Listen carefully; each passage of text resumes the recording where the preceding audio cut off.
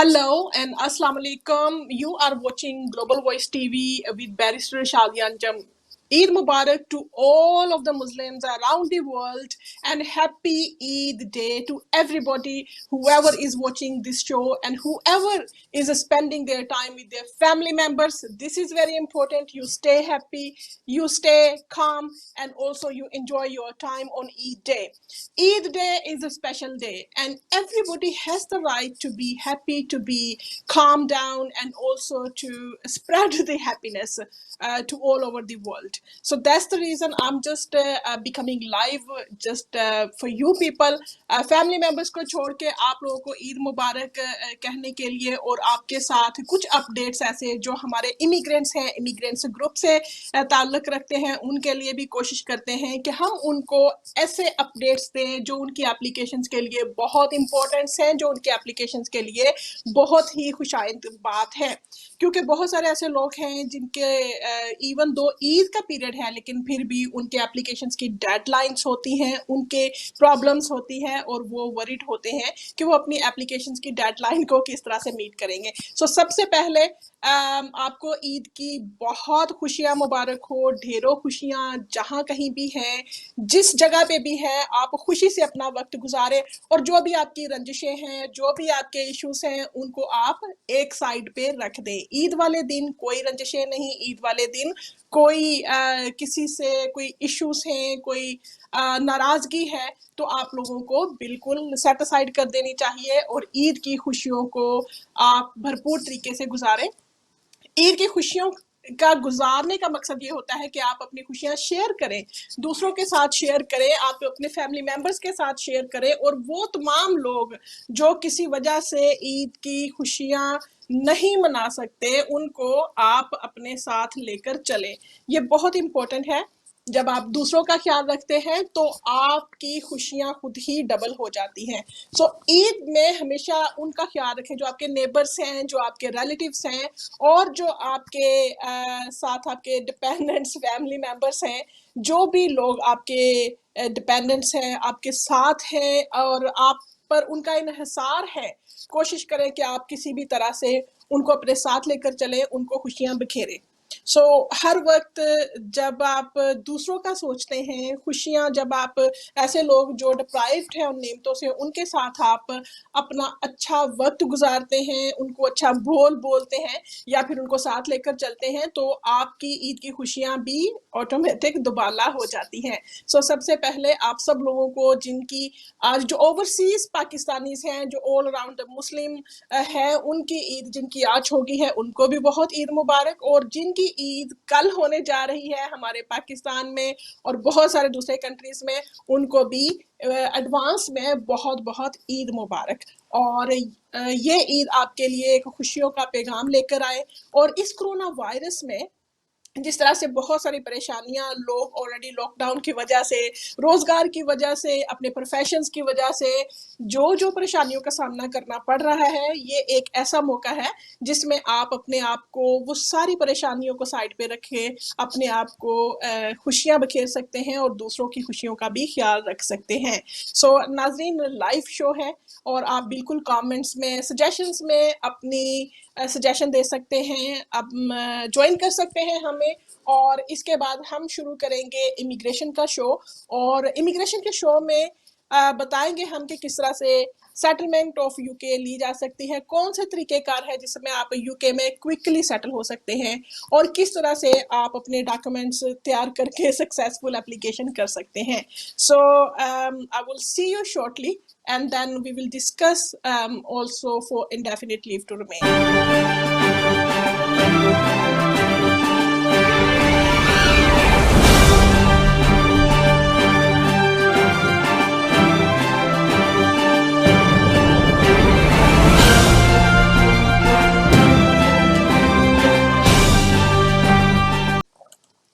सबसे पहले आपसे हम बात करेंगे इंडेफिनेट लीव टू रिमेन्स के अपडेट्स क्या हैं और कोरोना वायरस में आप किस तरह से अपनी एप्लीकेशंस कर सकते हैं, अब चेंजेस क्या हुई हैं जून 2020 में और उनका फ़ायदा कितने लोग उठा सकते हैं। सबसे पहले अगर हम बात करें इंडेफिनेट लीव टू रिमेन की, तो उसका मतलब ये होता है कि आप मुख्तलिफ कैटेगरीज में, मुख्तलिफ ऑप्शंस में सेटलमेंट की एप्लीकेशंस कर सकते हैं। और सेटलमेंट की एप्लीकेशंस जब आप मुख्तलिफ तरीके से करते हैं तो उन पे डिफरेंट इमिग्रेशन रूल्स एप्लीकेबल होते हैं। सबसे पहले जो अपडेट्स है वो ये है कि वो लोग जो कोरोना वायरस की वजह से इंग्लिश लैंग्वेज टेस्ट नहीं कर सकते वो एग्जम्पशन क्लेम कर सकते हैं। This is very important time for you people to apply और send your application so that you can claim your exemptions right now to get your indefinite leave to remain in the United Kingdom. So आपकी extension की application है या indefinite leave to remain की applications हैं, आपको extensions जब मिलती है तो यूजुअली आपको इंग्लिश लैंग्वेज की कोर्स करना पड़ता है।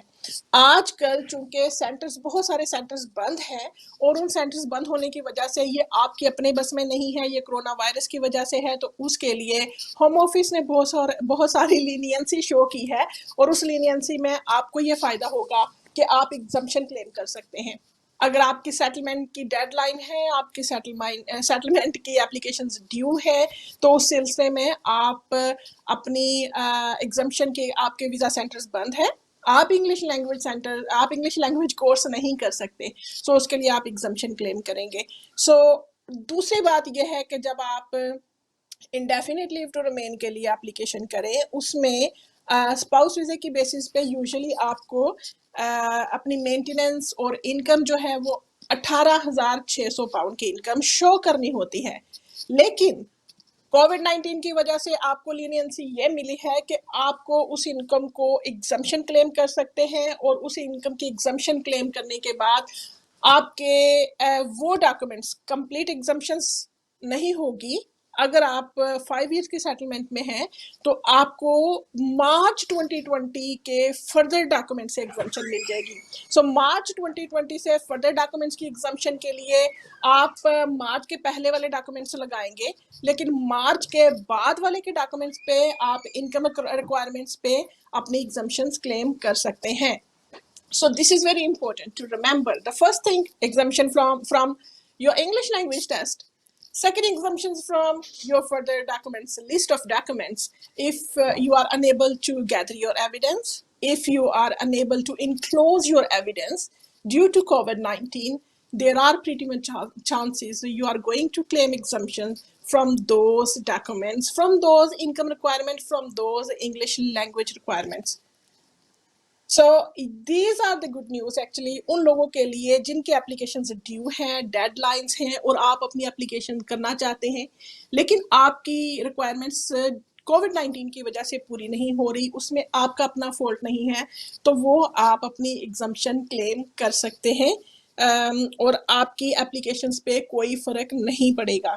नाज़रीन, स्क्रीन पे आपको कॉन्टैक्ट नंबर भी नज़र आ रहा होगा, उस पर आप बिल्कुल टेक्स्ट मैसेजेस कर सकते हैं और आपको जो इमिग्रेंट ग्रुप नज़र आ रहा है वो आप ग्रुप जब ज्वाइन करेंगे, उस ग्रुप्स को ज्वाइन करने के बाद आपको free guidance, free list of documents और बहुत सारे फ्री लीगल ग्राउंड्स वहाँ से मिल जाएंगे। ये फ़ायदा है कि जब आप उस ग्रुप के मेंबर्स बनेंगे, if you want to become member, do send me link और request on WhatsApp, I will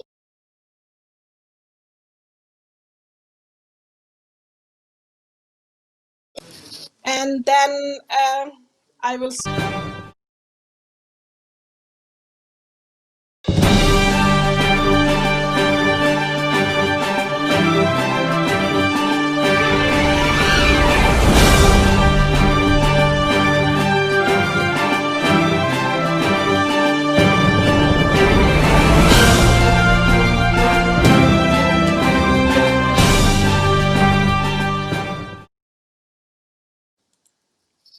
write. नाज़रीन, डिस्कस हम ये कर रहे थे कि किस तरह से आप अपने इंडेफिनेट लीव टू रिमेन की एप्लीकेशंस कर सकते हैं और किस तरह से आप आगे चल सकते हैं। सबसे पहले जिन लोगों ने हमें फेसबुक पे ज्वाइन किया है, हम उनसे डिस्कशन अभी करेंगे, उनको ईद मुबारक भी कहेंगे, लेकिन उसके साथ ही साथ मेक श्योर कि आपको जो स्क्रीन पे कॉन्टैक्ट नंबर नज़र आ रहा है, इस पे आप टेक्स्ट मैसेजेस कर सकते हैं, फर्दर एडवाइस ले सकते हैं, और उसके अलावा कोई भी सजेशन है वो आफ्टर द शो भी आप फ्री एडवाइस कर सकते हैं। दूसरी बात, आपको जो इमिग्रेशन का ग्रुप नज़र आ रहा है इमिग्रेंट्स के नाम से, वो फ्री मेंबरशिप है उसकी, वो मैंने क्रिएट किया है, और उसके लिए आपको आप उसके जब मेंबर बनेंगे तो आपको बहुत सारे उसके जो इमिग्रेशन के फ़ायदे होंगे। मेक श्योर ये जो ग्रुप है वो सिर्फ वही लोग ज्वाइन करते हैं जो इमिग्रेंट्स हैं। सो इमिग्रेंट्स अपनी मेंबरशिप के लिए अपनी रिक्वेस्ट भेजेंगे, और उनका नाम जब हम इंक्लूड करेंगे तो उस सिलसिले में आपको बहुत सारे फ्री बेनिफिट्स मिलेंगे। सो जिन्होंने हमें ज्वाइन किया है, तारक महमूद भट्टी, welcome to this show. Thank you so much for joining us. Safdar Shah Kazmi, Eid Mubarak. Eid Mubarak to yourself as well. I'm just looking at your messages. Sometimes people think I'm ignoring you. I'm not ignoring you, but I'm just looking at the messages on comment box. So do just let me know if you have joined me. Safdar Shah Kazmi, Eid Mubarak, thank you so much. Nasser Azim Khan, advocate, stay blessed. You stay blessed. Thank you so much for joining us. Ishtiyaq Ahmed Jat, Eid Mubarak to yourself and Eid Mubarak to your family. Munir Khan, thanks for this information and beautiful program in terms of UK immigration settlement. So, अभी जो हम further इस पे आपके साथ बात करेंगे वो ये है कि आपने सबसे पहली बात तो ये है कि आजकल जो आपको एग्जाम्पशंस मिल सकती है, बहुत सारे लोग परेशान होते हैं इंग्लिश लैंग्वेज की रिक्वायरमेंट्स के लिए, और बहुत सारे लोगों को ये है कि वीज़ा सेंटर्स बंद हैं तो बायोमेट्रिक अपॉइंटमेंट कैसे लेनी है, BRP कार्ड्स कैसे लेने हैं, और किस तरह से अपनी इंग्लिश लैंग्वेजेस के टेस्ट कैसे करने हैं। तो इन तमाम चीज़ों के लिए आपको इसका जवाब मिल गया होगा। अब फर्दर उसमें जो इन्फॉर्मेशन है वो हम आपसे बात करेंगे। अगर आप स्पाउस वीज़े पर हैं और स्पाउस वीज़े की बेसिस पे आप 5 इयर्स टर्म्स पे जाएंगे, तो फिर जनरल बेसिक रिक्वायरमेंट्स ये होती है कि आपको 18,600 पाउंड की रिक्वायरमेंट शो करनी होती है दोनों स्पाउस को मिलके। अगर एक की इनकम 9,000 समथिंग है तो दूसरे की इनकम भी साथ मिला के कैलकुलेट करेंगे, और दोनों की इनकम कैलकुलेशन के बाद आपकी ये सारी रिक्वायरमेंट पूरी होती है। सम टाइम लोग कंफ्यूज होते हैं, उनके स्पाउस ओवरसीज रह रहे होते हैं और वो कंफ्यूज होते हैं ओवरसीज में किस तरह से इनकम पूरी होगी, तो ओवरसीज की इनकम भी उसमें काउंट होती है, तो बिल्कुल ओवरसीज की इनकम भी काउंट हो सकती है। सो जब आप स्पाउस वीजे की बेसिस पे एप्लीकेशन करें तो 5 इयर्स का रूट होता है उन लोगों के लिए जिनकी तमाम रिक्वायरमेंट्स पूरी होती है। कुछ लोग कैरियर अलाउंसेस ले रहे होते हैं। अगर आप कैरियर अलाउंसेस ले रहे हैं तो आपको इनकम रिक्वायरमेंट की ज़रूरत नहीं पड़ती, और इनकम रिक्वायरमेंट के बगैर ही आप अपनी मेंटेनेंस शो करते हैं। अब मेंटेनेंस कितनी होनी चाहिए उसके लिए आप जो को स्क्रीन पे जो ग्रुप नज़र आ रहा है उसको आप ज्वाइन करें तो फ्री आप डिस्कशन कर सकते हैं ग्रुप के अंदर, और आपको हम उसके कैलकुलेशन करके बताएंगे कितनी मेंटेनेंस है और कितनी मेंटेनेंस आपको रिक्वायर्ड होगी। जब आप कैरियर अलाउंसेस ले रहे हैं आप एग्जम्प्टेड होते हैं। सो दिस इज द डिफरेंस। एक आपकी इंग्लिश लैंग्वेज की रिक्वायरमेंट के अलावा फाइनेंशियल रिक्वायरमेंट्स हैं, दूसरी तरफ आप अपनी एग्जम्पशन क्लेम कर रहे हैं क्योंकि आप कैरियर अलाउंसेस ले रहे हैं। अब कैरियर अलाउंसेस के लिए एग्जम्पशन होती है लेकिन मेंटेनेंस शो करनी पड़ती है। मेंटेनेंस कितनी है उसके लिए आपकी कैलकुलेशन, एग्जैक्ट कैलकुलेशन चाहिए तो आप मुझे बाद में भी कॉल करें, आपको बताएंगे, लेकिन उसके लिए आपको 18,600 नहीं चाहिए होती, उससे बहुत कम होती है, और वो आपके साथ हम डिस्कस करेंगे। सो दूसरी बात ये है उसमें कि स्पाउस वीज़े की बेसिस पे जब आप का 5 इयर्स का रूट कंप्लीट हो जाता है तो आपकी कोई अगर उसमें रिक्वायरमेंट पूरी नहीं भी हो रही तो उसमें आपको परेशानी की उसमें कोई ज़रूरत नहीं है, क्योंकि इमिग्रेशन के दूसरे रूल्स आपको कवर कर रहे होते हैं, और वो दूसरे रूल्स जो हैं उसमें ह्यूमन राइट्स आ जाते हैं, उसमें एग्जम्पशंस आ जाती हैं, उसमें आपकी बहुत सारी सिचुएशन ऐसी आ जाती है कि जिसको आप कंसीडर कर सकते हैं। एक्सेप्शंस होती है इमिग्रेशन रूल्स में, उन एक्सेप्शंस के ज़रिए से आप अपनी एप्लीकेशन सक्सेसफुल कर सकते हैं। So this is very important, right? If you need specific information do let me know and I will guide you further. So in the mean time आप के लिए बेसिकली आज आपको हम बताएंगे कि कौन से ऐसे 5 वेज हैं जिसमें आप सेटलमेंट ले सकते हैं। पहली settlement on the basis of spouse visa we have discuss now. And second जो फेस होगा वो होगा यूरोपियन नेशनल के लोग जो फैमिली परमानेंट रेसिडेंस लेते हैं इस कंट्री में, उनकी बेसिस क्या होती है। अब जो यूरोपियन रेगुलेशंस है, यूरोपियन रेगुलेशंस अभी तक जो पहले चल रहे थे वही अभी तक चल रहे हैं, और उसकी बेसिस में आपको 18,600 पाउंड की रिक्वायरमेंट नहीं होती। उसकी बेसिस पे आपको जो है वो सिर्फ और सिर्फ ये शो करना होता है कि आप जिस यूरोपियन नेशनल के फैमिली मेंबर हैं उनके वो क्वालिफाइड पर्सन रहे हैं, मींस कि वो काम करते रहे हैं पूरे 5 साल। अब ये बहुत इंपॉर्टेंट है, पूरे 5 साल इस कंट्री में काम करना होता है और फिर उनके फैमिली मेंबर्स को परमानेंट रेजिडेंस मिलता है। अगर 5 साल से कम का पीरियड हो, उसमें कोई भी चेन ब्रेक हो, तो उसके लिए स्पेशल जो है वो फार्मूलाज होते हैं, उसके लिए आपको लॉयर्स की ज़रूरत पड़ती है, उसके लिए आपको रूल्स की ज़रूरत पड़ती है, और उसके लिए आप मुझे भी कांटेक्ट कर सकते हैं या किसी भी और बैरिस्टर सोलिसिटर को आप कांटेक्ट कर सकते हैं, ताकि आप का एप्लीकेशन रिफ्यूज़ल से बचाया जा सके। बहुत सारे जो आपके कॉस्ट इन्वॉल्व होते हैं अपील में, आपका 1.5 साल ज़ाया हो जाता है, आपके टाइम ज़ाया होता है, तो उससे बचा जा सके। जब आपके ग्राउंड्स प्रिपेयर होंगे प्रॉपर तरीके से, तो आपके जो एंट्री क्लियरेंस ऑफिसर होगा वो आपके एप्लीकेशन को सीरियस लेगा। लेकिन अगर आप अपना एप्लीकेशन सीरियस तरीके से नहीं करेंगे और उसको सिर्फ एक फॉर्म फिल करके आप वो भेजेंगे और उसमें बहुत सारी चेंज जो हैं वो लूप होल्स हैं, तो उसकी हेडेक एंट्री क्लियरेंस ऑफिसर की नहीं है, उसके कल को जो है वो प्रॉब्लम्स एप्लीकेंट्स को आती हैं और आप लोगों के वीज़ा पे उस पर असर पड़ता है, और जब बेसिस ठीक ना हो तो उसके बाद अपील के चांसेस बहुत कम रह जाते हैं। सो सेकंड चीज़ जो ये है कि हम यूरोपियन नेशनल के फैमिली मेम्बर्स के बात इस वक्त कर रहे हैं। पहली बात हमने क्या की, स्पाउस वीजे की।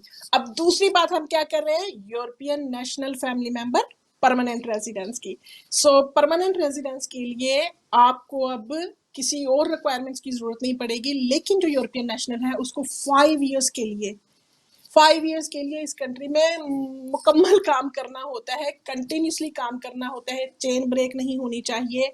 However in the mean time, अगर वो for example job seeker allowances पे हैं या उन्होंने अपनी सेल्फ सफिशिएंट की इंश्योरेंस करवाई हुई है, तो ये वो टिप्स हैं कि जिसकी वजह से आप बच सकते हैं और आपका एप्लीकेशन सक्सेसफुल हो सकता है। Do let me know in the comment box if you need any further help in European national permanent residence, then I will include my further comments on such kind of application. So इसका एक आपको फायदा ये होगा कि इसमें आपको इस बेसिस पे अभी नेशनैलिटी की बात हम नहीं कर रहे हैं, लेकिन परमानेंट रेजिडेंस की बेसिस पे इंग्लिश लैंग्वेज की रिक्वायरमेंट नहीं होगी आपको। व्हाट एल्स फाइनेंशियल रिक्वायरमेंट्स की जरूरत नहीं इसमें पड़ेगी। So this is the benefit of being member of European national family members.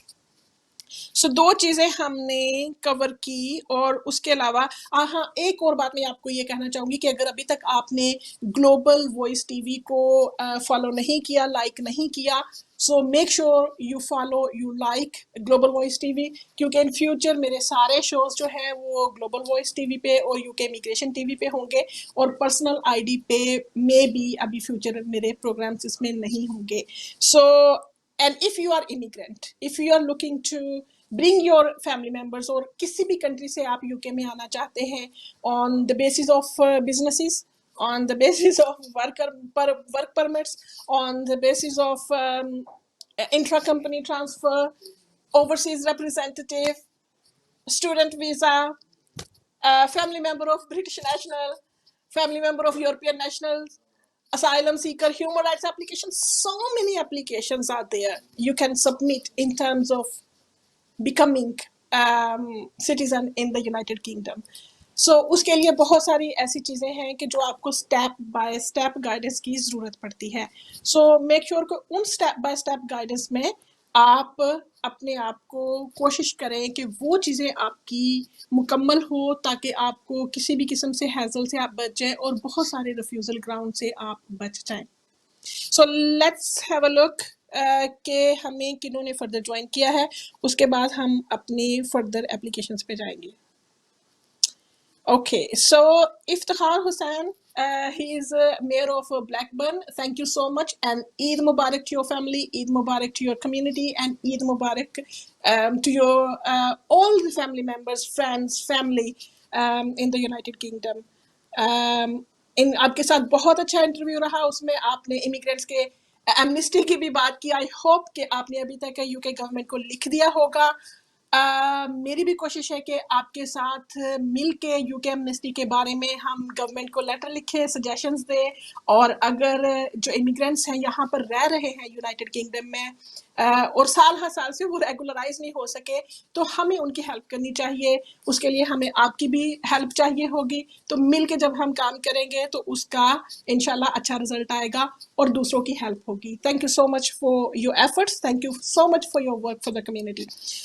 Next हमें ज्वाइन किया Saftar Shah Kazmi. Saftar Shah Kazmi, thank you so much and Eid मुबारक to yourself. Today is Eid exclusive show, लेकिन मैंने अपनी जो मेरी इमिग्रेंट्स कम्युनिटी है उसको मैं बिल्कुल नहीं भूली, इसलिए उनके भी जो कुछ टिप्स है यहाँ पर मैं एक्सप्लेन करना चाह रही हूँ, ताकि वो लोग जिनकी डेडलाइंस है एप्लीकेशंस की, वो चाहे यूरोपियन नेशनल है, स्पाउस वीजे पे है, असाइलम सीकर है, डिस्क्रेशनरी लीव टू रिमेन है, या फिर ह्यूमैनिटेरियन प्रोटेक्शन पे है, तो उन तमाम के लिए आज हम सेटलमेंट की बात कर रहे हैं। लेकिन उसके अलावा वो लोग जो इस वक्त दूसरे कंट्रीज में हैं, मिडल ईस्ट में है, पाकिस्तान में है, इंडिया में है, बांग्लादेश में है, श्रीलंका में है, अगर आप अपने बिजनेस वीजे पे सेटलमेंट चाहते हैं, इन्वेस्टमेंट वीजे पे सेटलमेंट चाहते हैं, तब भी आप जो है वो हमारे इमिग्रेंट ग्रुप के मेंबर बने और आपको हम फर्दर गाइड करेंगे, हेल्प करेंगे। आप मुझे टेक्स्ट भी कर सकते हैं और कांटेक्ट भी कर सकते हैं आफ्टर द शो, क्योंकि इस वक्त अभी आज हम लाइव कॉल्स नहीं ले रहे, सिर्फ ओनली कमेंट बॉक्स पे हम सजेशंस ले रहे हैं। So right, so next thing is that आपके यूरोपियन नेशनल के 5 इयर्स का रेजिडेंस कार्ड हो गया। उसके बाद हम 10 इयर्स की बात करेंगे कि 10 इयर्स की बेसिस पे किस तरह से आप सेटलमेंट ले सकते हैं, which is very important. So if you are looking to get settlement on the basis of 10 years, this is very important for you to understand. You need to have your good characters. Good characters mean कि आपका कोई immigration law breach नहीं हुआ हो, आपका कोई motor offense नहीं हुआ हो, आपका कोई उसमें क्या कहते हैं कि कोई सिविल पेनल्टी नहीं हुई हो। अब सिविल पेनल्टी क्या होती है, बहुत सारे लोग उसमें कंफ्यूज होते हैं कि सिविल पेनल्टी से क्या मुराद है। सो सिविल पेनल्टी से मुराद ये है कि आपके कोई आपने इलीगल इमिग्रेंट काम पे रख लिया, होम ऑफिस ने रेड कर लिया, आप पकड़े गए, आपके बिजनेस को फाइन हो गया। सो इस सूरत हाल में फिर आपकी गुड कैरेक्टर में ये चीज़ इम्पैक्ट करती है। और जब आप अपना 10 इयर्स की बेसिस पे इंडेफिनिट लीव टू रिमेन करते हैं, I will advice you to make sure you get your professional advice, किसी solicitor, barrister से रब्ता करें, because these are the practical things and complicated things where you need to make sure your application has been filed properly. क्योंकि आपको एक ही chance मिलता है जब भी आप एप्लीकेशन करते हैं। First application is most important. अगर उसमें आप प्रॉपर एप्लीकेशन नहीं कर सकते, या अगर उसमें आपकी एप्लीकेशंस के चांसेस कम है, तो आपके अपील में भी ग्राउंड्स बहुत कम रह जाते हैं और आपके अपील में चांसेस कम रह जाते हैं सक्सेसफुल होने के लिए। सो हम ये नहीं चाहते कि आपका एप्लीकेशन रिफ्यूज हो और आपको साल हर साल अपीलों में अदालतों के चक्कर लगाने पड़े, होम ऑफिस से मगजमारी करनी पड़े। सो इसलिए मेक श्योर कि आप प्रॉपर एडवाइस के साथ अपना एप्लीकेशन करते हैं। सो कंटिन्यूटी की जब हम बात करते हैं, 10 इयर्स बेसिस पे जब आप अपना एप्लीकेशन डालेंगे तो उसमें 10 इयर्स आपकी 450 डेज से ज़्यादा आपकी एब्सेंस नहीं होनी चाहिए। 450 डेज। सो 450 डेज से ज़्यादा अगर आपकी एब्सेंस होगी तो आपका एप्लीकेशन रिफ्यूज हो जाएगा। लेकिन एक्सेप्शंस होती हैं, हर चीज़ में एक्सेप्शंस होती हैं और उसमें आप एडवाइस कर सकते हैं। पहली बात कि आप कि उसमें 10 इयर्स में आपने 450 डेज से ज़्यादा एब्सेंट नहीं रहना। दूसरी बात कि जिस डे को आप इस कंट्री में एंटर हुए हो उसी डे को आप एप्लीकेशन करेंगे after 10 years. So for example, अगर आप 1 जनवरी को यूके में आए 2010 में, सो 1 जनवरी 2020 में आप एप्लीकेशन करेंगे। और अगर आप 1 जनवरी को यूके में नहीं थे, एब्सेंट थे, तो फिर आप एप्लीकेशन मत कीजिएगा, फिर आप कुछ देर वेट करें और ताकि आपके एप्लीकेशन के चांसेस ज़्यादा हो सके। ये बहुत इंपॉर्टेंट छोटे छोटे से टिप्स होते हैं जिससे आपकी एप्लीकेशन की फ़ीस भी बचती है और आपकी हैसल बैसल भी बचती है। फाइनली हम जो बात करेंगे वो यहाँ पर हम बात करेंगे, फाइनल टॉक जो हम करेंगे वो ह्यूमैनिटेरियन प्रोटेक्शन पे है। वो लोग जिनको ह्यूमैनिटेरियन प्रोटेक्शन पे यहाँ पर लीव टू रिमेन मिली है 5 इयर्स की बेसिस पे, उनको जो है वो कोई मेंटेनेंस की शो नहीं करनी पड़ती और उनका जो स्ट्रेट फॉरवर्ड एप्लीकेशन होता है इंडेफिनिट लीव टू रिमेन का बहुत सिंपल होता है और उनके 5 ईयर की बेसिस पे उनको इंडेफिनिट लीव टू रिमेन मिल जाता है।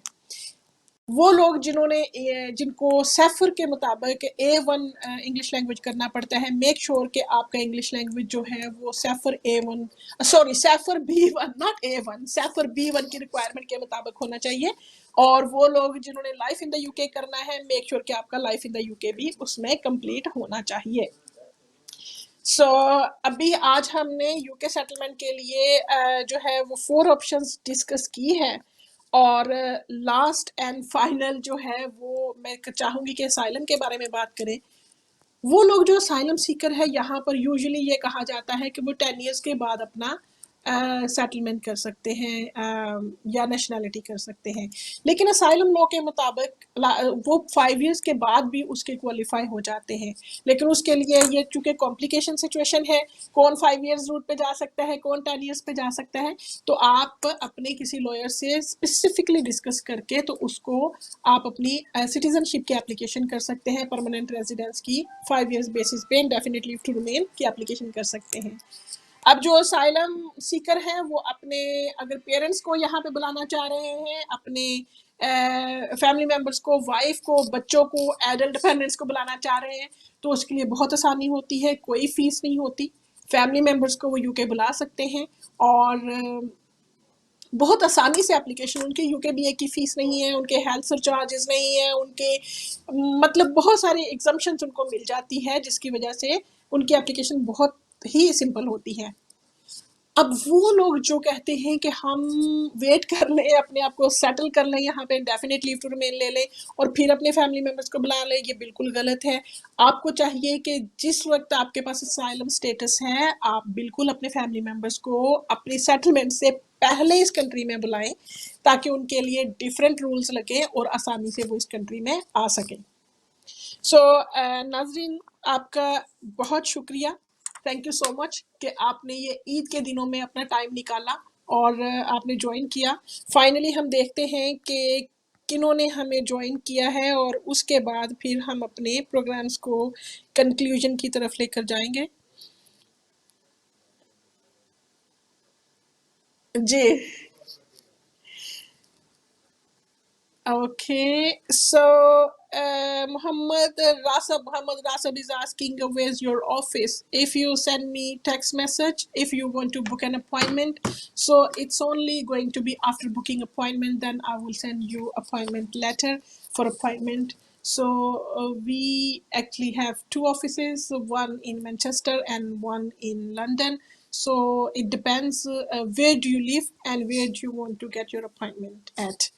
सो इन द मीन टाइम बहुत अपना ख्याल रखिएगा, अपने इर्द गिर्द लोगों का ख्याल रखें, नेबर्स का, हमसायों का, रिलेटिव्स का, और स्पेशल जो ईद के डेज हैं वो बहुत अच्छे तरीके से दूसरों के साथ मिल के गुजारें और अपने जो ईद के दिन हैं वो आप हंसी खुशी के साथ गुजारें। सो नेक्स्ट टाइम आपसे मुलाकात होगी इंशाल्लाह इमिग्रेशन के दूसरे किसी शो में जहाँ पे हम और भी गाइडेंस आपको बताएंगे। इन द मीन टाइम आप मेरा जो इमिग्रेंट का ग्रुप है, अगर आपको फ्री एडवाइस चाहिए और फ्री असेसमेंट चाहिए, इमिग्रेंट के ग्रुप को आप ज्वाइन करें, फ्री मेंबरशिप लें, और दूसरा आपके जो ग्लोबल वॉइस टीवी है उसको आप फॉलो करें for future show, future programmes.